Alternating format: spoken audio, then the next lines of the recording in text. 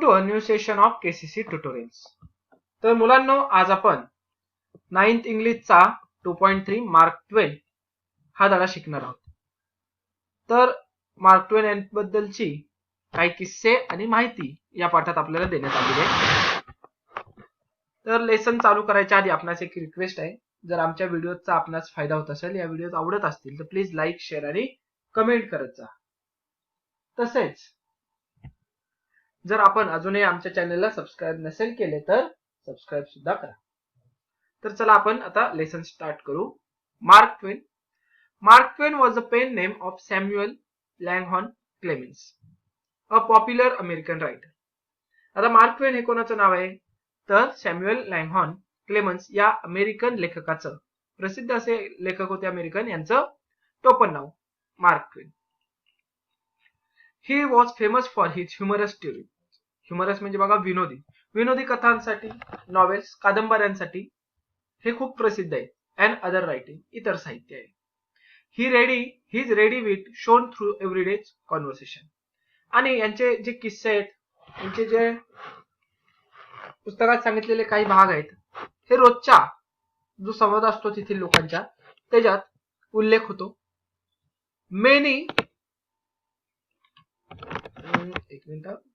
Many anecdotes related to Mark Twain are told. Anecdotes म्हणजे किस्से. And enjoy even today.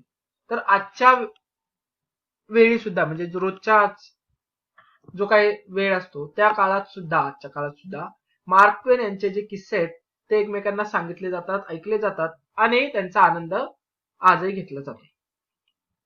It should be noted that he was a great defender of human values. Noted म्हणजे नमूद केलं पाहिजे आपण, आणि विचारात घेतलं पाहिजे की मार्क ट्वेन हे खूप मोठे असे डिफेंडर म्हणजे समर्थक होते. कोणाचे? तर ह्युमन व्हॅल्यूज, मानवी मूल्यांचे समर्थक होते.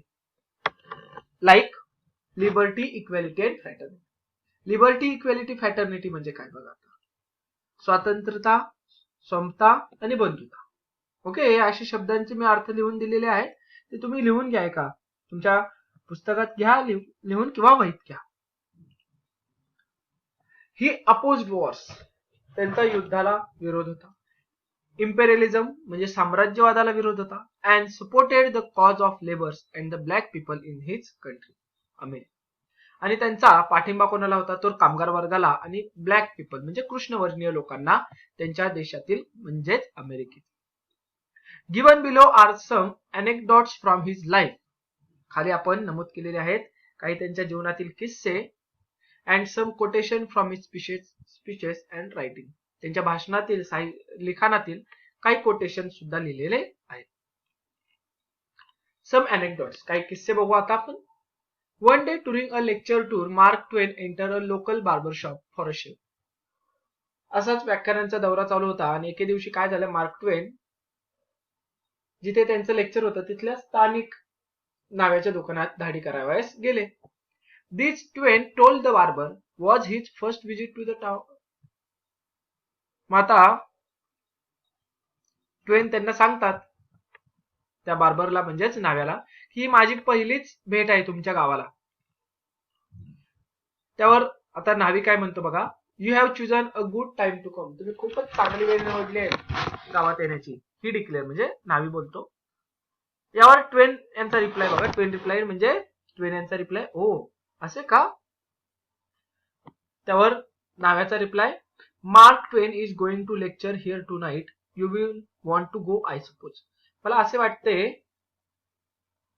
मार्क ट्वेन यांचं आमच्या आज रात्री आमच्या इथे मार्क ट्वेन यांचं लेक्चर आहे आणि मला असे वाटते की तुम्ही ते बघायला जावे.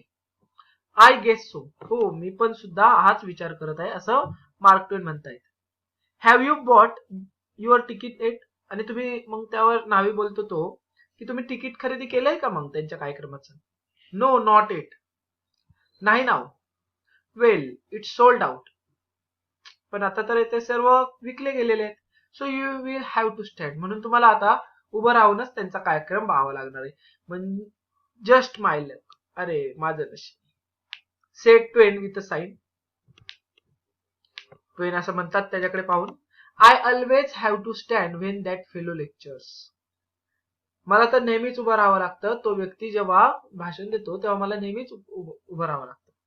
म्हणजे काय इथे काय किस्सा आहे बघा. मार्क ट्वेन यांचंच लेक्चर आहे आणि ही गोष्ट एक नावी मार्क ट्वेन यांनाच सांगतोय की मार्क ट्वेनचं आमच्या इथे लेक्चर आहे. त्यावर मार्क ट्वेन एक विनोदी बुद्धी त्यांची वापरतात आणि म्हणतात हो त्या व्यक्तीला जेव्हा भाषण करायचं असतं ना तेव्हा मला उभंच राहावं लागतं. ते सांगत नाही की मीच तो मार्क ट्वेन आहे. पुढे दुसरा किस्सा. Mister Stowe was living for Florida one morning. एके दिवशी सकाळी काय होतं, मिसेस स्टॉवी असतात त्या फ्लोरिडा ही जागा आहे. तर त्या ठिकाणी त्या निघतायत प्रवासाला. And Clemens the young mark ट्वेन, तर तरुण किशोरवयीन असे मार्क ट्वेन म्हणजेच काय जुन्या लहानपणीचे Clemens ran over early to say good bye. पळत पळत येतात आणि गुड बाय करण्यासाठी. On his return Mrs Clemens regarded his disapprovingly. आता जेव्हा रिटर्न येतो बाय बाय करून छोटा मार्क ट्वेन, तेव्हा मिसेस क्लेमेन्स त्याला डिसअप्रुव्हिंगली म्हणजे निराश होऊन काहीशा नावडत्या स्वरात म्हणतात. Why she said you haven't on any collar and tie. तू अजून कॉलर नीट नाही केलीस, टाय का बांधला नाहीस. यावर आता मार्क ट्वेन काय करतात बघा. ही सेड नथिंग, ते काहीच बोलत नाही. But went up to his room, ते त्यांच्या रूम मध्ये जातात. Did up these items in a neat package, एका व्यवस्थित बॉक्स मध्ये पॅक करतात. And send it over to the Mrs Stowe by a servant with a line. आणि एका नोकराद्वारे ते सगळं पॅकेज मिसेस स्टॉवी यांना पाठवतात. त्याच्यावर एक लाईन, एक नोट लिहिलेली असती. काय, here with receive a call from rest of me. म्हणजे हे माझ्या व्यतिरिक्त सर्व हे तुम्ही स्वीकार करावं. म्हणजे ह्याच्यात काय आहे, मी फक्त नाही, माझं सर्व सामान आहे. असा एक किस्सा. पुढं तिसरा किस्सा आता त्यांचा. One day Henry Irving in the midst of telling Mark Twain a humorous story. तर गप्पांच्या ओघात एके दिवशी हेनरी इर्विंग हा त्यांचा मित्र मार्क ट्वेनला एक ह्युमरस स्टोरी म्हणजे विनोदी कथा सांगत असतो. अब्रप्टली स्टॉप्ड, मध्येच तो कथा सांगताना थांबतो. And examine his friend face, आणि तो आपल्या मित्राचाच म्हणजेच मार्क ट्वेनचाच चेहरा बघत म्हणतो. You haven't heard this have you. तू यापूर्वी ऐकली आहेस का. ऐकली नाहीस ना ही स्टोरी. का ऐकलेली आहेस. He asked. Twain assured him that he had not. आता ट्वेन त्यांना म्हणतात नाही नाही मी नाही ऐकली ही गोष्ट. पुढे बघा काय होतं मग. वेन सम टाइम लेटर, आता काही वेळ जातो. Irving again paused. आता इर्विंग परत थांबतात आणि थांबल्यानंतर आता काय होतं बघा. And again pose this question, परत प्रश्न विचारतात की तू याआधी ऐकली आहे नाहीस ना नक्की ही गोष्ट. ट्विन अगेन रिअश्युअर्ड हिम, परत त्याला विश्वास देतात की नाही रे बाबा मी नाही ऐकली. Then approaching the climax Irving broke off once more. आता क्लायमॅक्स त्या स्टोरीचा जेव्हा येतो महत्वाचा पॉइंट, तेव्हा इर्विंग परत एकदा तोच प्रश्न विचारतात. आर यू क्वाईट शुअर, तुला नक्की खात्री आहे ना. यू हॅवंट हर्ड दिस, तू ही कथा ऐकलेली नाहीयेस. ही डिमांडेड सस्पिशियसली, काहीसा शंकेच्या भावनेने त्यांचा मित्र इर्विंग मार्क ट्वेनला विचारतो की तू नक्कीच नाही ऐकलेली ही गोष्ट. त्यावर मार्क ट्वेन काय म्हणतात बघा. आय कॅन लाय वन्स, मी एकदा खोटं बोलू शकतो. I can lie twice for courtesy's sake, एक मॅनर्स म्हणून मी एक पुढच्याचं मन राखायचं म्हणून दुसऱ्यांदा खोटं बोलू शकतो. But I draw the line there, पण आता तिथे एक लाईन असणार म्हणजे तीच माझी सीमा असणार. I can't lie the third time at any price, मी कोणत्याही परिस्थितीत तिसऱ्यांदा खोटं बोलू शकत नाही. I not only heard this story, I invented it, मी ही स्टोरी फक्त ऐकलेलीच नाहीये तर आय इन्व्हेंटेड इट, म्हणजे ही मीच बनवलेली स्टोरी आहे असं मार्क ट्वेन त्याच्या मित्राला सांगतात. म्हणजे काय, जो इर्विंग असतो तो मार्क ट्वेन यांचीच स्टोरी कथा मार्क ट्वेन यांना सांगत असतो. असा हा किस्सा होता. पुढे पाहू आता चौथा किस्सा. एक इंग्लिश भाषेचं कसं इम्प्रूव्ह करायचे यावर आहे बघा. Mark Twain once propose a plan for the improvement of English spelling. English मध्ये स्पेलिंग जे आहेत ते सुधारवण्यासाठी मार्क ट्वेन यांनी एक प्लॅन तयार केला होता. For example, in year 1 the useless letter C would be dropped. पहिल्या वर्षी काय करायचं, सी हा वर्ड जो लेटर आहे अक्षर ते यूज करायचं नाही. To be replaced either by k or s. C ला रिप्लेस कशाने करायचं, के किंवा एस ने. म्हणजे बघा CAT कॅट जसं असतं तर तिथं सी चा उच्चार क म्हणून होतो, म्हणून त्यांनी के ने रिप्लेस करा असं म्हणले. किंवा आता इथेच शब्द घ्या रिप्लेस्ड. इथे सी हवा होता का नाही, रिप्लेस्ड. पण तिथं आपण काय म्हणलोय, स. सी साठी स म्हणलो. यासाठी ते काय म्हणतायत की सी या युजलेस अक्षराचा उपयोग एकतर के म्हणून करायचा किंवा एस म्हणून लिहायचा. Likewise X would not be no longer be part of the alphabet. तसंच एक्स हा अल्फाबेटचा पार्टच राहणार नाही, एक्सचा वापरच करायचा नाही. द ओनली केस, आता बघा इथं CACSE म्हणजे केस असतो, तर त्यांनी काय केलंय, के वापरला. म्हणजे जसा उच्चार असेल तसंच स्पेलिंग हवं म्हणून हे वापरलेले. The only case in which C would be retained would be the CH form which will be dealt with later. तर फक्त एकच केस असणार ज्याच्यात आपण सी वापरू शकतो, ती म्हणजे CH असं जोडून येत असेल तेव्हाच आपण सी वापरायचा, आणि ते सुद्धा आपण नंतर ठरवूया. आता दुसऱ्या वर्षी काय करायचं, year 2 might reform W spelling. आता W पासून जे होणारे चालू आहेत स्पेलिंग त्यांच्यामध्ये बदल घडवायचा आहे. त्यात काय करायचं, so that which and one would take the same consonant. Which आणि वन यांसाठी सेम कॉन्सोनंट एकच कॉन्सोनंट वापरायचा आहे. वाईल, आता बघा वाईलचं स्पेलिंग काय असतं, WHILE. याचा आपण उच्चार करत नाही, त्यांनी लिहिलेला नाही. While year 3 might well abolish Y replacing it with I. वायचं रिप्लेसमेंट करायची आय ने. म्हणून आता बघा इयर, इयर म्हणजे इथपर्यंत बघा इयरचं स्पेलिंग काय, YEAR. आता चौथं वर्ष चालू आहे म्हणून काय झालंय, तिसऱ्या वर्षाचा नियम होता वाय ला आय मध्ये कन्वर्ट करायचं, म्हणून त्यांनी इथे लिहिलेलं आहे तसं. Year 4 might fix. एक्स ऐवजी काय करायचे आपल्याला, KS म्हणायचंय, म्हणून एक्स पाहिजे त्याऐवजी त्यांनी काय केलं, फिक्स. जसा उच्चार तशीच इंग्लिश लिहायची अशा ह्याने. The G and J anomaly once and for all. G आणि J बद्दल, जी anomaly म्हणजे जो काही, anomaly म्हणजे काय म्हणायचं आपल्याला की विसंगती, ती सुद्धा काढून टाकायची, आणि फॉर ऑल. आणि असंच बदल घडवत जायचे इयर 5, 6, 7 असे. जनरली बघा जी आणि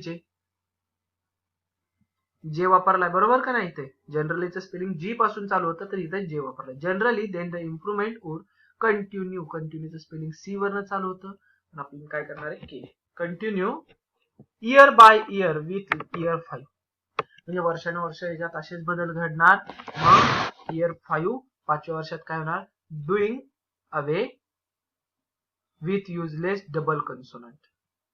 डबल वेन कन्सोनंट म्हणजे व्यंजन आहे, डबल वन जे वारंवार येणारे व्यंजन आहे ते पण काढून टाकायचे, ज्यांचा वापर होत नाही ते. अँड इयर्स, YEARS पाहिजे, ते इयर्स त्यांचं इंग्लिश बदललेलं. Year 6 to 12 are so modifying vowels and the remaining voiced and unvoiced consonant. म्हणजे जे वापरायचे आहेत, जे नाही वापरायचे, त्या सर्व कॉन्सोनंट व्यंजनांचं आपण हळूहळू मॉडिफिकेशन ह्यांच्यात बदल करायचा आहे. बाय, बायचं स्पेलिंग किती काय असतं, BY. पण इथे जसा उच्चार तसा. By year 15 and so it would finally be possible to make use of the redundant letters CY and X. म्हणजे 15व्या वर्षापासून अँड सो त्याच्या पुढील वर्षांच्यात आपल्याला काय, इट वुड फायनली हे काय होईल, अखेरीस आणि शेवटी हे पॉसिबल होऊन जाईल टू मेक म्हणजे बनवायला की जे CYX असे लेटर्स आहेत याबद्दल जी विसंगती आहे की स्पेलिंग आणि उच्चारात ही सगळी निघून जाईल. By now just a memory in the minds who would readers to replace CH, SH and TH respectively. म्हणजे पूर्णपणे आपण CH, SH, TH सगळं रिस्पेक्टिव्हली हे सगळे चेंज करणार. Finally then after some year 20 years of occipital re-inform we would have a logical coherent spelling in use scared say English speaking world. म्हणजे ह्या finally शेवटी 20 वर्षानंतर बरोबर जसं स्पेलिंग असणार तसाच त्याचा उच्चार असणार असं इंग्लिश स्पीकिंग वर्ल्ड असणार. हे पूर्ण बघा त्यांनी बरोबर स्पेलिंग सगळे चेंज करून दाखवले आहेत. पुढचा एक किस्सा. One day during his tenure as an editor of a small Missouri newspaper, Mark Twain received a letter from a reader who had found a spider in his paper. तर एके दिवशी जेव्हा ते एडिटर होते एका स्मॉल मिसरी न्यूजपेपरचे तेव्हा त्यांना एक लेटर येतं रीडर कडून वाचकाकडून त्या पेपरच्या who had found a spider in his paper. त्या पेपर मध्ये त्यांना स्पायडर म्हणजे कोळी सापडला होता. He wonder whether this protected good or bad luck. आणि त्याचं म्हणणं होतं की ह्याला मी एक माझा शुभ शकून मानू का अपशकुन मानू. Finding a spider in your paper ट्वेन रिप्लायड. आता त्या पेपर मध्ये कोळी सापडला यावर ट्वेन यांचा रिप्लाय बघा काय असतो. Is neither good luck nor bad. हा काय शुभ शकून सुद्धा नाहीये आणि अपशकुन सुद्धा नाहीये. The spider was merely looking over our paper to see which merchant was not advertising. यावर तो काय म्हणतोय, तो स्पायडर वॉज मेअरली लुकिंग, तो फक्त एवढंच बघत होता ओव्हर आवर पेपर, आमच्या पेपर मध्ये, to see which merchant was not advertising, कोणता व्यापारी जाहिरात देत नाहीये, so that he could go to that store, जेणेकरून तो ज्या व्यापाऱ्याने जाहिरात दिली नाही त्याच्या दुकानात जाईल. Spin his web across the door, त्याच्या दारावर आपलं कोळ्याचं जाळं असतं ते विनेल. And lead a life of undisturbed peace ever afterward, आणि त्यानंतर आपले जे जीवन आहे कोळ्याचं तो सुखकर निवांत जगेल. याने की ह्याच्यातून काय दाखवलेलं आहे की कोळी पेपर मध्ये येणं न येणं ह्याचा आणि लकचा काही संबंध नाही, या अंधश्रद्धा आहेत असं त्यांनी एक विनोदी बुद्धीने दाखवलेलं आहे. पुढे Mark Twain's birth in November 1835 was heralded by the return of Halley's comet. आता जो हेलेचा धूमकेतू आहे आणि मार्क ट्वेन यांचा जन्म हे एकाच महिन्यात नोव्हेंबर 35 मध्ये दोन्ही गोष्टी झाल्या. ट्वेन हु ऑफन रिमार्क अपॉन दिस क्युरिओसिटी, आता त्यांना याबद्दल खूप क्युरिओसिटी होती, उत्सुकता होती ह्या घटनेबद्दल की हॅलेचा धूमकेतू आणि माझा जन्म याबद्दल. Came to think of himself and comet as a unaccountable freaks. त्यांना म्हणायचं होतं की या दोन गोष्टींमध्ये एक असा अजाणतेपणे काहीतरी संबंध आहे, कॉस्मिकली लिंक, वैश्विक संबंध. हॅव्हिंग कम इन टुगेदर, जो काय एकत्र आलेला आहे. He declared they would go out together, आणि त्यांनी काय म्हणले की त्या हॅलेच्या धूमकेतू बरोबरच मी जाणार. इन फॅक्ट ट्वेन वॉज प्रूव्हन राईट, आणि खरंच ट्वेन यांनी हे बरोबर सिद्ध करून सुद्धा दाखवलं. म्हणजे जसा हॅलेचा धूमकेतू आला होता तेव्हा माझा जन्म झाला, पुढच्या वेळी जेव्हा येणार तेव्हा मी जाणार, म्हणजे माझा मृत्यू होईल असं त्यांना वाटत होतं, त्यांनी डिक्लेअर केलं होतं. आणि ही गोष्ट त्यांनी खरी सुद्धा करून दाखवली म्हणजे झालं नेमकं तसंच. तर काय, on the night of his death, त्यांचा जेव्हा मृत्यू झाला त्याच रात्री, in April 1910, Halley's comet once again blessed through the sky, बरोबर त्याच रात्री 1910च्या एप्रिल महिन्यात मृत्यू झाला त्या रात्री परत एकदा हॅलेचा धूमकेतू आकाशात दिसला होता. म्हणजे हॅलेचा धूमकेतू पहिल्यांदा 1835 ला दिसला तेव्हा त्यांचा जन्म झाला होता आणि 1910 ला दिसला बरोबर त्यांचा मृत्यू झाला होता. आता सम कोटेशन्स. आता काही उद्गार होते ते पाहूयात. एप्रिल फुल्स डे म्हणजे एप्रिल फुलचा दिवस काय असतो? This is the day upon which we are reminded. या दिवशी आपल्याला आठवण करून देतात बाकीचे लोक of what we are on other 364. काय आठवण करून देतात बाकीचे लोक? की तुम्ही इतर 364 दिवस कसे असता. कारण जेव्हा लोक आपल्याला एप्रिल फुल बनवायचा प्रयत्न करतात तेव्हा इतर 364 दिवस आपल्याशी निगडीत असणाऱ्या गोष्टींवरूनच ते आपल्याला मूर्ख बनवत असतात. पुढे a man can not be comfortable without his on approval.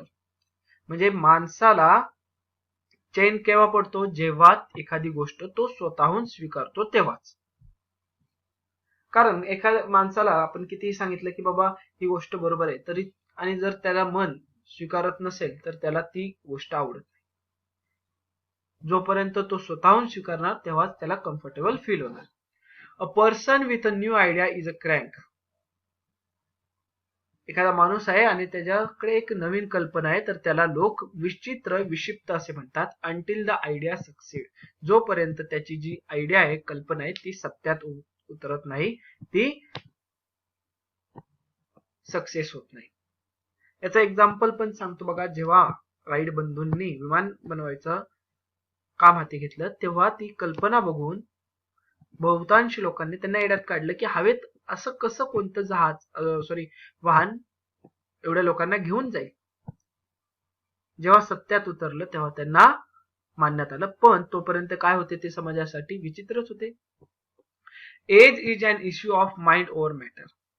जे आपलं वय आहे ते काय कसला इश्यू आहे? तर फक्त एक मनाचा खेळ आहे. इफ यू डोंट माइंड, जर तुम्ही तो लक्षात घेतला नाही, इट डझंट मॅटर, तर त्याचा काही उपयोग नाही. म्हणजे आपण जेव्हा म्हणतो आता माझं वय झालेलं आहे एवढं 30-40 असं, आता मी हे गोष्ट नाही केलं पाहिजे, ती गोष्ट नाही केली पाहिजे किंवा नवीन सुरुवात करू शकत नाही, तर काय हे सर्व तुमच्या मनाचे खेळ आहेत. तुम्ही मानलं तर महत्वाचे, नाही मानत तर त्याला काहीच महत्व नाही. असं हे वयाचं गणित आहे.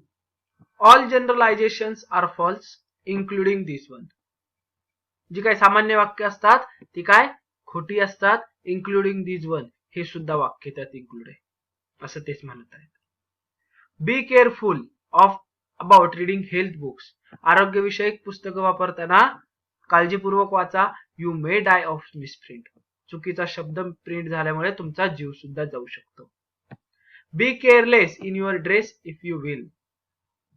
म्हणजे काय? एखाद्या वेळेस तुमचं जो ड्रेसिंग सेन्स आहे, तुमचं जे काही कपडे घालतात ते कसेही असू द्या, त्याबद्दल तुम्ही जास्त काळजी करू नका. But keep a tidy soul. पण तुमचं अंतःकरण, आत्मा जो आहे तो नेहमी स्वच्छ असावा. क्लासिक म्हणजे अभिजात साहित्य जे असतं आपलं जुने. A book which people praise. त्या पुस्तकांचा सर्वच जण गौरव करतात, स्तुती करतात, बट डोंट रीड. पण कोणीही त्यांना वाचत नाही, अशी ती पुस्तकं असतात. Humour is a mankind's greatest blessing. विनोदी बुद्धी ही माणसाला गवसलेली सर्वात मोठा आशीर्वाद आहे. I am an old man and have known a great many troubles but the most of them never happened. मी एक वृद्ध व्यक्ती आहे ज्याला भरपूर सारी संकट माहीत आहेत, पण त्यातली बहुतांशी घडली सुद्धा नाहीत. म्हणजे काय? तर आपलं मन भरपूर साऱ्या गोष्टींचा विचार करतं. असं झालं तर ही गोष्ट वाईट, ह्याच्यातून असं वाईट होईल, त्यातून असं वाईट होईल, पण बहुतांशी त्यातल्या गोष्टी घडत सुद्धा नाही. म्हणजे काय? आपल्याकडे म्हण आहे की जे वैरी न चिंतो ते आपलं मन चिंतत, एवढ्या वाईट गोष्टी तशा. I must have a prodigious quantity of mind. It takes me as much as a week sometimes to make it up. I must have prodigious quantity of mind. मला काय? अचाट बुद्धिमत्ता असणारा मेंदू नक्कीच आहे. It takes me as much as a week sometimes to make it up. म्हणूनच काय की मला एखादा निर्णय घेण्यासाठी किंवा एखादा गोष्ट करण्यासाठी म्हणजे मेंदूला तयार करण्यासाठी ती गोष्ट कर म्हणून 1 आठवड्याचा कालावधी लागतो. म्हणजे काय बहुतांश आपल्या जीवनात घटना घडतात आणि मेंदू तयार नसतो होत की ती गोष्ट आपल्याला करायची का तर त्याच्याकडे भरपूर सारे रिझन्स असतात की ती गोष्ट का करू नये. मग यात आपण होय नाही याचे तारतम्य काढून मग ती करायची का नाही ठरतो. यात आपला जो वेळ जातो त्याला म्हणून लेखक काय म्हणतो, प्रॉडिजियस क्वांटिटी, अचाट बुद्धिमत्ता आहे माझ्याकडे. If you tell the truth you don't have to remember anything. जर तुम्ही नेहमी सत्य बोलत असताल तर तुम्हाला कोणतीही गोष्ट लक्षात ठेवायची गरजच नाही. पुढचा आहे बघा, it is better to deserve honours and not have them. म्हणजे ही गोष्ट चांगली आहे की तुम्हाला एखाद्या ऑनर म्हणजे सन्मान मिळवण्यासाठी पात्र आहात अँड नॉट हॅव देम, पण तो तुम्हाला भेटला नाही. ही गोष्ट चांगली आहे. देन टू कोणापेक्षा, than to have them and not deserve them. म्हणजे की तुमच्याकडे तो सन्मान आहे पण तो त्या सन्माना योग्य तुम्ही नाही. आता ह्या गोष्टीचा अर्थ परत सांगतो बघा. तर बहुतांश वेळा समाजात असं दिसतं की खरे जसे की समाजसेवक असं आपण पुरस्कृत करतो काही लोकांना किंवा कोणत्याही क्षेत्रात. तर सन्मान मिळवणाऱ्या व्यक्तीला सुद्धा माहित असतं की मी या पुरस्काराच्या लायबल नाहीये, माझा हा पुरस्कार झाला नाही पाहिजे. म्हणजे त्या व्यक्तीला तो पुरस्कार मिळवून सुद्धा समाधान भेटत नाही. तेच समाजात असे व्यक्ती असतात की जे खरंच आपलं काम इमानदारीने करत असतात पण त्यांचा सन्मान केला जात नाही. म्हणून ते म्हणतायत की टू डिझर्व ऑनर्स, तुमचा सन्मान झाला पाहिजे पण तो नाही मिळत ही गोष्ट चांगली आहे, पण तुम्ही त्या लायकीचे त्या लायबल नसताल आणि तो तुम्हाला मिळालाय तर त्याचा उपयोग नाही. It is better to keep your mouth closed. ही गोष्ट चांगली आहे की तुम्ही तुमचं जे गप्प राहता. माउथ क्लोज म्हणजे तुम्ही तुमचे तोंड उघडत नाही, तुम्ही गप्प आहात. And let the people think you are a fool. आणि यामुळे जर लोकांना असं वाटत असेल की तुम्ही मूर्ख आहेत म्हणूनच काही बोलत नाही तर चांगली गोष्ट आहे. Then to open it and remove all doubt. तर काहीतरी बोलून त्यांचा डाऊट म्हणजे त्यांची शंका सत्यात उतरवण्यापेक्षा तुम्ही गप्प राहा आणि त्यांना वाटू द्या की तुम्ही मूर्ख आहात. It's no wonder that the truth is stranger than fiction. यात काही आश्चर्यकारक गोष्ट नाही की जी कल्पना असती ही सत्यापेक्षा विचित्र असते. Fiction has to make sense. पण कल्पनांचा सुद्धा सत्याबरोबर काहीतरी संबंध असतो. पुढे, whenever you find yourself on the side of majority.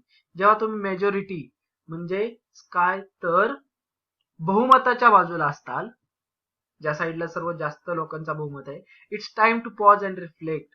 तर तुम्हाला थांबण्याचा थोडासा अवकाश घ्या, थांबा आणि रिफ्लेक्ट, त्यावर विचार करा की मी बरोबर योग्य बाजूचा निर्णय देत आहे का. पुढे, why is it that rejoice at the birth. असं का होतं जन्माच्या वेळी रिजॉईस आनंद व्यक्त केला जातो, ग्रीव एट द फ्युनरल आणि मृत्यू समयी शोक व्यक्त केला जातो का. It is because we are not the person involved. कारण या दोन्ही ठिकाणी आपण नसतो. Thousands of geniuses live and died undiscovered. म्हणजे हजारो असे बुद्धिमान लोक आहेत जे जगतात आणि ज्यांचा मृत्यू सुद्धा होतो तर अनडिस्कवर्ड, पण त्यांचा कुठेही उल्लेख होत नाही का. आयदर बाय देमसेल्फ और बाय अदर्स. का तर त्यांचा उल्लेख लोक करत नाही किंवा ते स्वतः सुद्धा करून देत नाही. कारण काही बुद्धिमानी लोक आहेत जे स्वतःच्याच गर्दीत स्वतःच्याच जगात राहत असतात. Thunder is good, thunder is impressive. जो ढगांचा गडगडाट आहे तो छान वाटतो, इम्प्रेसिव्ह आहे, but it is lighting that does the work. पण जी वीज चमकते तेच खरं काम करत असते. म्हणजे काय तर आपल्याला बहुतांश गोष्टी इम्प्रेसिव्ह वाटतात, म्हणजे आकर्षक वाटतात, चांगल्या सुद्धा वाटतात, पण त्या गोष्टींनी कामं होत नाही. काम न आवडणाऱ्या काही गोष्टी मिळतात. म्हणजे काय, एक एक्झाम्पल, तुम्हाला मज्जा मस्ती ट्रिपला सारखं जाणं चांगलं वाटते, पण आत्ताचा अभ्यास कोण करणार आहे, तर तुमचा जे सक्सेस आहे तो तुम्हाला तुमचा अभ्यास मिळून देणार आहे. बरोबर. पुढे, when I was younger I could remember anything. जेव्हा मी तरुण होतो तेव्हा मला प्रत्येक गोष्ट लक्षात राहायची, whether it happened or not, ती घडलेली असू किंवा घडलेली नसू. When your friends begin to flatter you on how young you look, जेव्हा तुमचे मित्र तुमची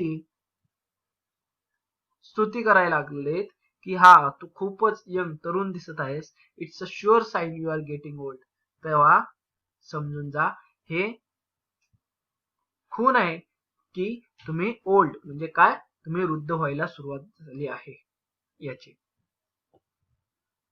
तर हा होता आपला मार्क ट्वेन यांचा धडा. इथे आपला ही व्हिडिओ संपली आहे. जर ही व्हिडिओ तुम्हाला आवडली असेल तर प्लीज लाईक, शेअर आणि कमेंट करा. जर अजूनही आपण आमच्या चॅनलला सबस्क्राईब नसेल केलं तर सबस्क्राईब सुद्धा करा. केसीसी ऑनलाईन ट्युशनचा जर तुम्हाला हिस्सा बनायचा असेल, आमची ट्युशन जॉईन करायची असेल, तर डिस्प्लेमध्ये दिलेल्या नंबरवर कॉल करून तुम्ही अधिक माहिती घेऊ शकता. Thank you for watching. Good bye.